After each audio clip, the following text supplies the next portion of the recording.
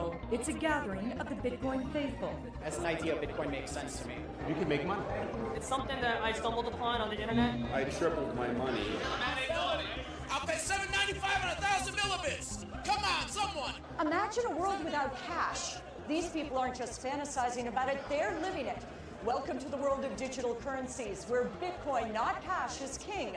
Depending on where you stand on cryptocurrencies, this could be the future of money or a speculative bubble that looks a lot like the days of .com.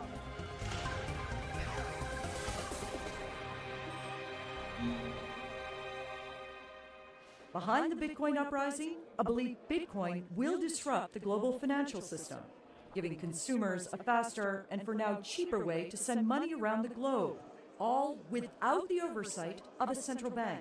I thought it was really interesting to see people take currency back. Bitcoin believers placing their trust in the math protecting and directing the Bitcoin system, not in God or a government. But what exactly is Bitcoin? The creation of a mysterious person or group called Satoshi Nakamoto, Bitcoin can be difficult to understand. It's a digital currency created by computers and stored online. You can't hold it in your hand. Computers, called miners, produce Bitcoin every 10 minutes by solving complex math problems. Once mined, Bitcoin can be sent instantly anywhere in the world from one digital wallet to another.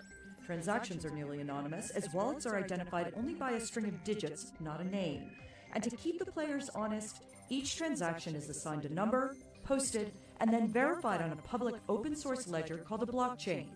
Supply is fixed at 21 million Bitcoin, and it's the miners, not central banks, that manage supply. So far, 12.5 million Bitcoin have been mined, worth over $6 billion. But who decides what a Bitcoin is worth? The people. Buyers and sellers name the price.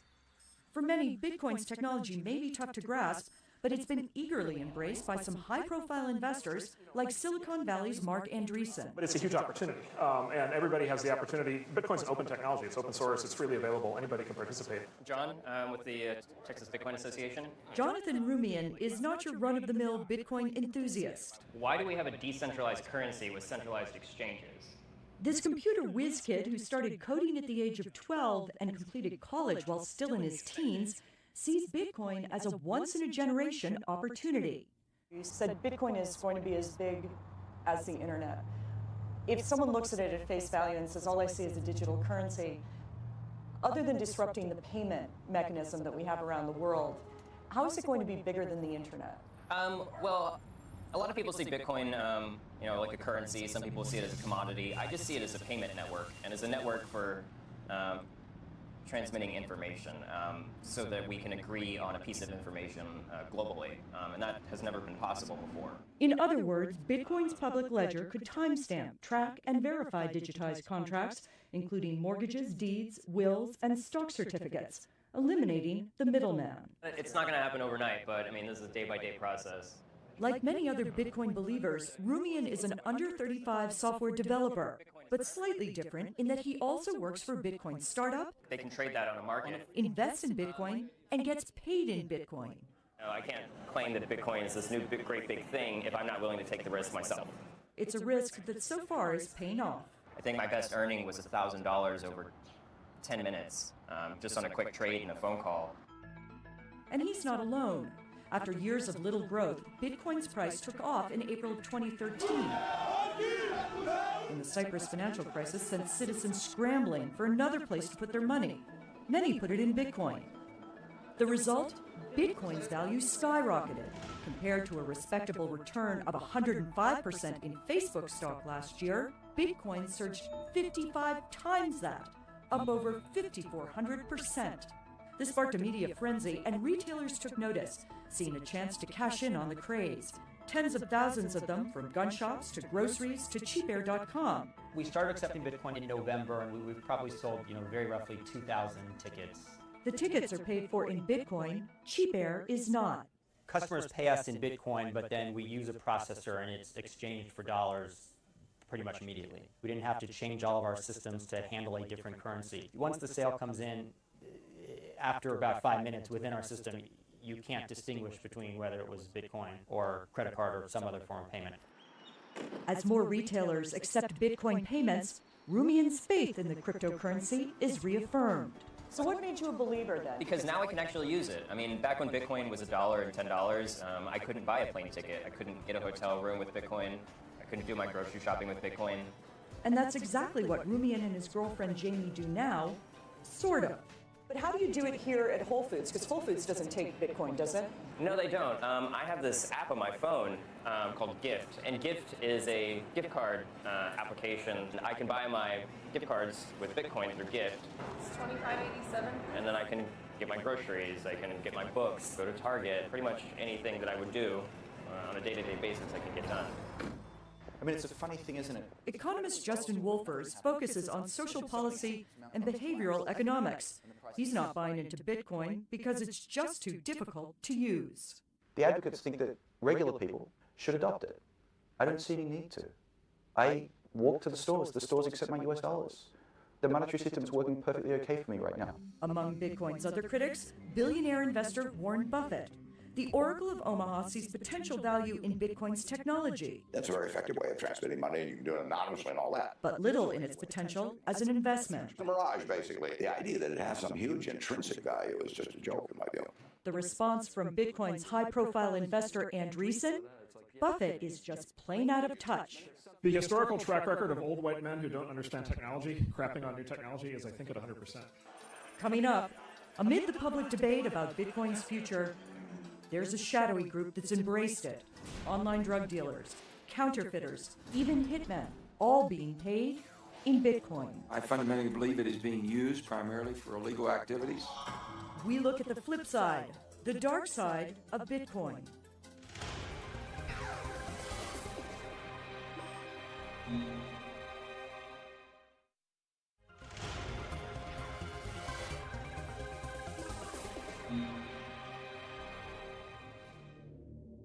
In the last year, Bitcoin's grabbed headlines, as much for the meteoric rise in its price as for its link to the online underworld and crimes, including fraud, Ponzi schemes, and outright theft.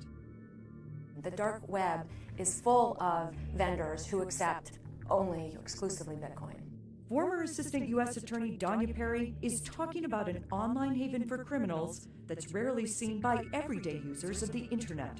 The dark web shining unwanted light on Bitcoin last fall, when the Fed shut down the notorious online black market bazaar called Silk Road. Over a 2.5-year period, it allegedly sold $1.2 billion worth of cocaine, LSD, fake credit cards, licenses, and other illegal goods, all paid for with Bitcoin.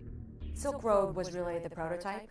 I believe I've heard the statistic that 20% of all narcotics transactions over the past, say, 2 years were conducted through Silk Road.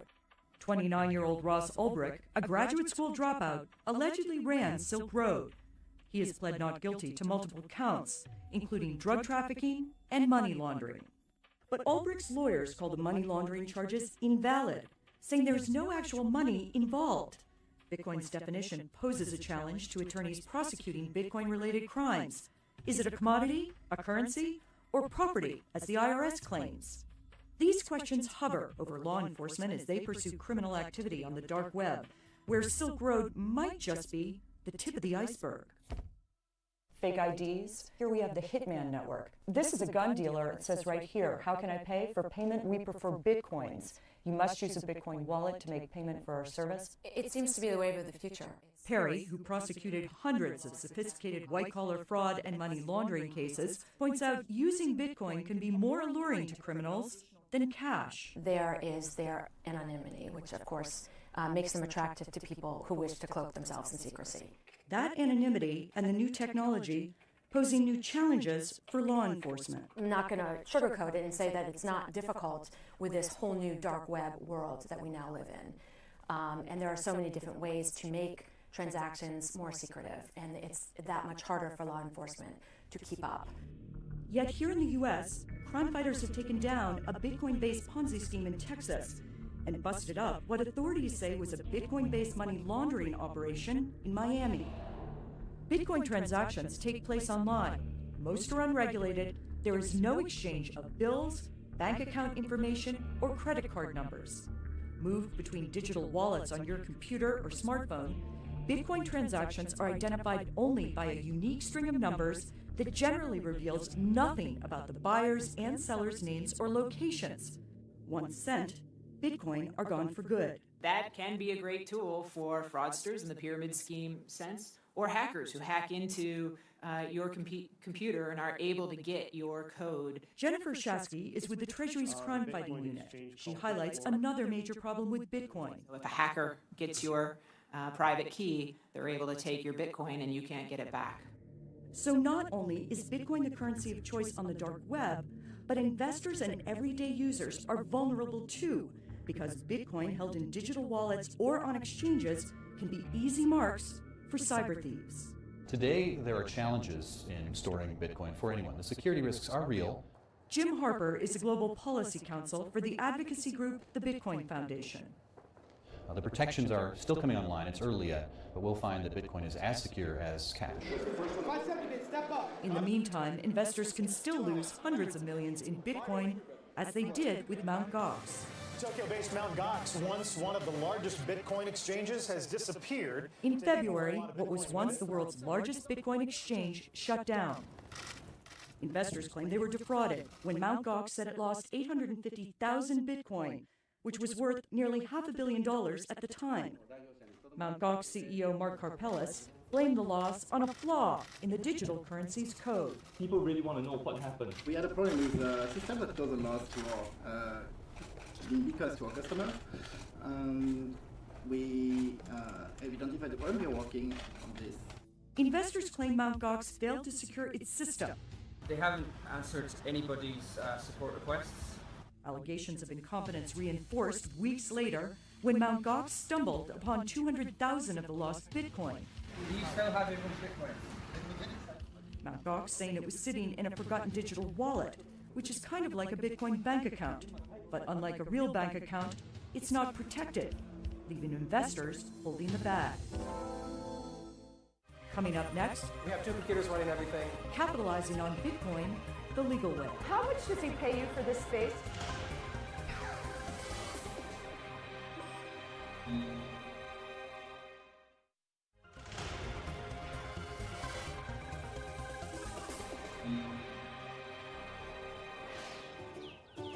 When the lights go on in the Vidido household, it's time to rise and shine There's some more eggs. You can have eggs if you want. and mine for Bitcoin. Is there a reason it's better in the basement as opposed to up on the main floors? It's less of a nuisance to the family because it's very loud. 31-year-old Steve Vidido first heard of Bitcoin 2 years ago. A friend of mine said, this is crazy and I'm all in. And that was my introduction to Bitcoin. At the time, Vidido was living in England and was a civilian employee for the Department of Defense. It was difficult to buy them, but you could gamble them, and I like to gamble them. Now working at home as a programmer for a cybersecurity firm, Vidido gave up online gambling when he and his family moved to Valparaiso, Indiana last year. We have two computers running everything. Though Vidido still bets on Bitcoin with a mini mining operation he set up in his basement for him and a partner. What's your monthly electricity bill now? Vidido provides the power. It was close to $500, and that's when we had most of these black ones online, not quite all of them.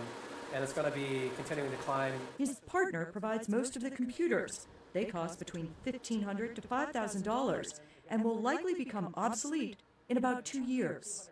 How much does he pay you for this space? Do you mind me asking? When it was just the black boxes, it was $1,000 a month, and then I charged $250 for each of these other big ones. Part of a digital gold rush, Vidido is one of an unknown number of miners around the world. He wields computers, not picks and shovels, in a quest for digital riches. The rush is a race dictated by Bitcoin's programming code. Its aim? To mine all the 21 million Bitcoin the program will generate by 2140. I've gotten more out than I've put into it. The computers or miners compete to solve complex math problems. The first to solve a problem gets a fixed amount of Bitcoin that's distributed every 10 minutes. The digital booty is then divvied up among the computer's owners, like Vidido.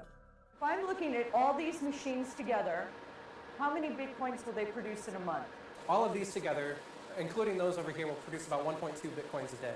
In other words, if Bitcoin trades for $600, that's $720 worth of Bitcoin a day, or $262,000 a year. But that's a big if, given the big swings in Bitcoin's price. Why pay $600 for Bitcoin? Maybe you think it will upend global finance with cheaper, faster money transfers. Or you love it because it's controlled by a computer program, not a central bank. Or maybe you think it's a fad where you can make a quick buck. If I can get in at the right time and get out at the right time, I've made money on it. Boy, I wish this were real money. After expenses, including electricity and the cost of the computers, Bidido's minority share of the mining operation generates less than 5% of his family's income. When I was doing very well with Bitcoin and I cashed them out early, I paid for my son's schooling with it. So I spent $5,000 on a private school for my son. He claims the profits as hobby income on his taxes. And while Bidido firmly believes in the security of the Bitcoin code, he's less certain about the virtual currency's future. The economists that have looked at it, they said this is a bubble, and it has all the characteristics of a bubble, and I believe them. That doesn't mean you can't profit from a bubble. 1,100 miles south in Austin, Texas, temperature sensors on each aisle now. Emmanuel Abiodun and his partners are also profiting from mining Bitcoin. We've never had this kind of financial revolution that we've needed in hundreds of years. We've had revolutions with the internet, we've had everything, but we've never had something with regards to money. Abiodun is CEO of a mega mining firm called Cloud Hashing. This year alone, the former programmer for JP Morgan expects Cloud Hashing's nearly 3,000 computers in Dallas and Iceland to produce $100 million worth of Bitcoin. Right now, Bitcoin mining is profitable at the price of $600 a Bitcoin. At $200 a Bitcoin, we're still profitable. The company is less than 2 years old, and it became a big business based on a simple premise. Clients buy contracts ranging from $1,000 to $1.5 million, and in return, get a cut of the Bitcoin mined. We have customers who are essentially high net worth individuals who just don't have the time or have the expertise to be able to manage it. We have business owners. Cloud Hashing is one of the hundreds of startups that are part of the Bitcoin uprising, a revolution Abiodun didn't buy into at first. I thought Bitcoin was a scam back then. What changed your mind? I looked at the code, and from that point, I just deemed this thing is solid, this is well written. I mean, this thing is going to really solve a lot of problems. We assign you a certain amount of hashing power based on the contract you purchase. Along with mining, the program offers Cloud Hashing another way to make money, processing Bitcoin payments. You're the middleman. We're the middleman. If you have a Bitcoin account, or Bitcoin wallet as it's called, for you to send a payment to somebody else, a miner needs to process that. Now, when you make that payment, you have the option as a payer to add a fee to that, to pretty much facilitate the transaction or to encourage me to process your payment faster. Right now, those fees are low, lower than a credit card payment or a money transfer. It's a big reason so many love the idea of Bitcoin. The challenge? Keep the fees low in the face of higher costs, like the power to run the computers and potential regulation, which Abiodun thinks is needed to get more people to use Bitcoin. Probably people want to stone me for saying that, but I do believe the lack of regulation is holding a lot of money on the sidelines. If people have a clear path to what exactly they can or cannot do, what the tax implications is or isn't, then they're more inclined to make a decision on purchasing or not purchasing. This new age currency may need to bend to old world rules to gain greater acceptance today. This is a global phenomenon. Businesses can deal with regulation. What business can't deal with is uncertainty. We'll have that story coming up next.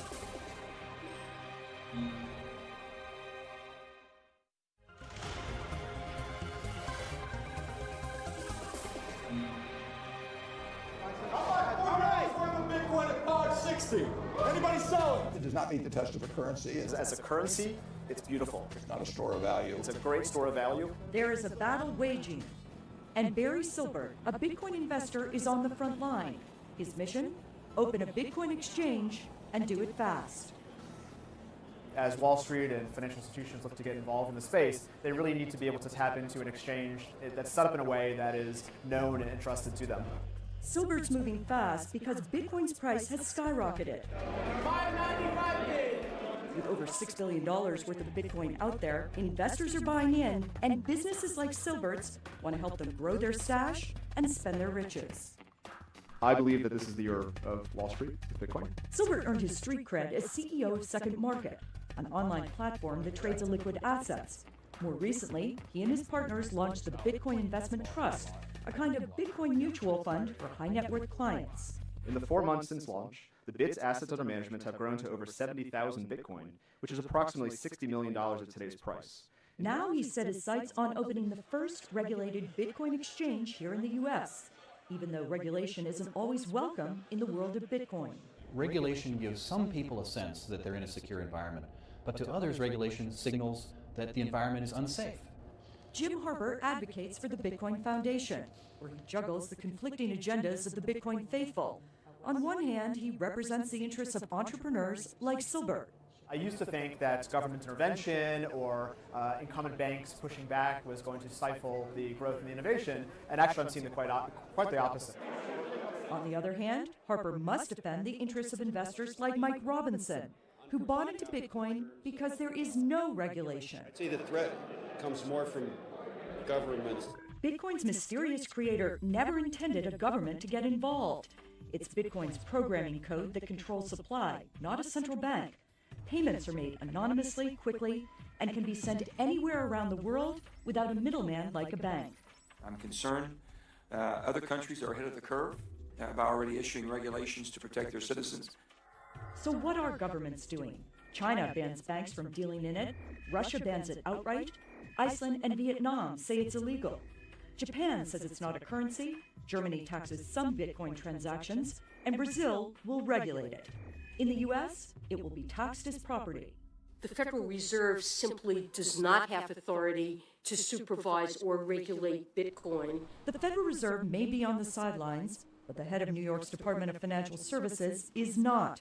When it comes to virtual currencies, let's admit it, regulators, all of us, are in new and somewhat uncharted waters. Ben Lawsky is at the forefront of Bitcoin regulation here in the U.S., holding hearings with the Bitcoin community and working on new laws so Bitcoin businesses can prosper in his state.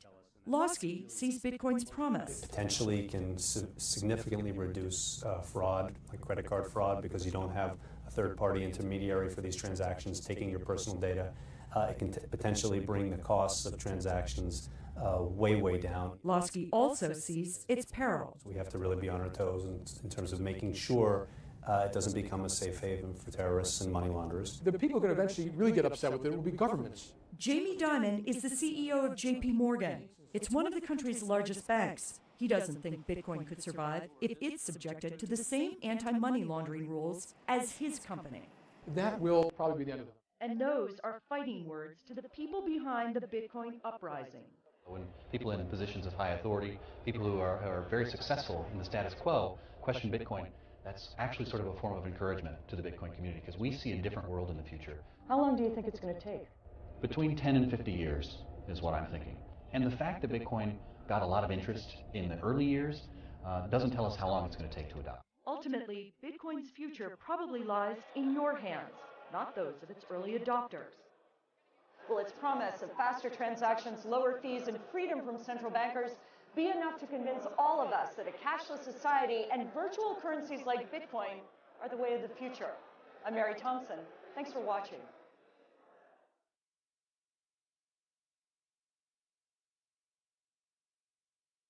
This isn't a revival, it's a gathering of the Bitcoin faithful. As an idea, Bitcoin makes sense to me. You can make money. It's something that I stumbled upon on the internet. I tripled my money. I'll pay $7.95 on 1,000 millibits. Come on, someone. Imagine a world without cash.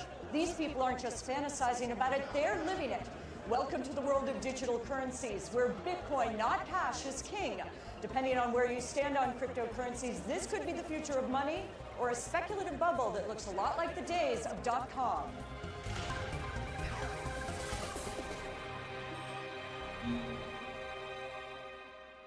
Behind the Bitcoin uprising, a belief Bitcoin will disrupt the global financial system, giving consumers a faster and for now cheaper way to send money around the globe, all without the oversight of a central bank. I thought it was really interesting to see people take currency back. Bitcoin believers placing their trust in the math protecting and directing the Bitcoin system, not in God or a government. But what exactly is Bitcoin? The creation of a mysterious person or group called Satoshi Nakamoto, Bitcoin can be difficult to understand. It's a digital currency created by computers and stored online. You can't hold it in your hand. Computers, called miners, produce Bitcoin every 10 minutes by solving complex math problems. Once mined, Bitcoin can be sent instantly anywhere in the world from one digital wallet to another.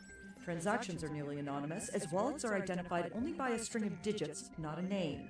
And to keep the players honest, each transaction is assigned a number, posted, and then verified on a public open-source ledger called a blockchain. Supply is fixed at 21 million Bitcoin, and it's the miners, not central banks, that manage supply.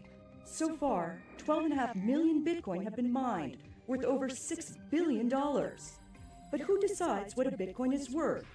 The people. Buyers and sellers name the price.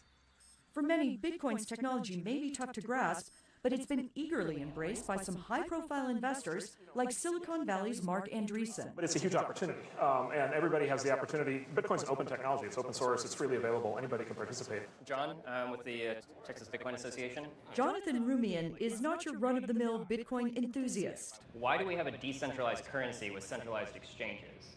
This computer whiz kid who started coding at the age of 12 and completed college while still in his teens sees Bitcoin as a once-in-a-generation opportunity. You said Bitcoin is going to be as big as the internet. If someone looks at it at face value and says, all I see is a digital currency, other than disrupting the payment mechanism that we have around the world, how is it going to be bigger than the internet? Well, a lot of people see Bitcoin, like a currency. Some people see it as a commodity. I just see it as a payment network and as a network for transmitting information so that we can agree on a piece of information globally. And that has never been possible before. In other words, Bitcoin's public ledger could timestamp, track, and verify digitized contracts, including mortgages, deeds, wills, and stock certificates, eliminating the middleman. It's not going to happen overnight, but I mean, this is a day-by-day process. Like many other Bitcoin believers, Rumian is an under-35 software developer, but slightly different in that he also works for a Bitcoin startup. They can trade that on a market. Invests in Bitcoin, and gets paid in Bitcoin. I can't claim that Bitcoin is this new great big thing if I'm not willing to take the risk myself. It's a risk that so far is paying off. I think my best earning was $1,000 over 10 minutes, just on a quick trade and a phone call. And he's not alone. After years of little growth, Bitcoin's price took off in April of 2013. When the Cyprus financial crisis sent citizens scrambling for another place to put their money. Many put it in Bitcoin. The result? Bitcoin's value skyrocketed. Compared to a respectable return of 105% in Facebook stock last year, Bitcoin surged 55 times that, up over 5,400%. This sparked a media frenzy, and retailers took notice, seeing a chance to cash in on the craze. Tens of thousands of them, from gun shops to groceries to cheapair.com. We started accepting Bitcoin in November, and we've probably sold, very roughly 2,000 tickets. The tickets are paid for in Bitcoin. CheapAir is not. Customers pay us in Bitcoin, but then